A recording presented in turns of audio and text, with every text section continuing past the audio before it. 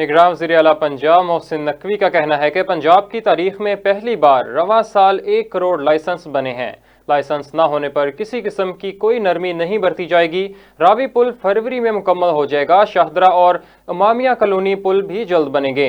जो नामुकम्मल थे, इन तमाम मंसूबों को टारगेट किया है। बोले, मुस्तकबिल में सियासत में आने का कोई इरादा नहीं। अपनी हिस्ट्री में पहली दफ़ा 1 करोड़ लाइसेंस इस साल में अभी बना के निकल गए। जो एक चंद लाख होते थे हर साल जो बनते थे।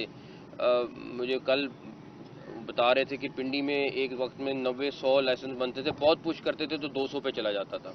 वहाँ पे भी अब 7-8 हज़ार डेली के लाइसेंस बन रहे हैं। इसी तरह फैसलाबाद गुजरांवाला में भी 7-8 हज़ार लाइसेंस बन रहे हैं। वहाँ पे भी इसी तरह 100-150 लाइसेंस बनता था।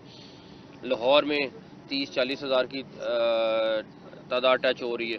तो लाहौर में भी एक ज़माने में 250 लाइसेंस बनता था per day.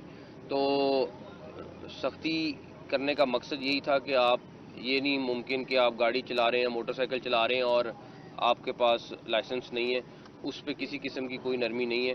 Plus one way और के ऊपर भी सख्ती से इस टाइम ये अमल दरामद कर रहे हैं। लोगों को मैं यही कहूँगा कि इस टाइम 30 तारीख 31 तारीख तक लाइसेंस फ़ीस जो है वो थोड़ी है। 1 जनवरी से बढ़ जाएगी।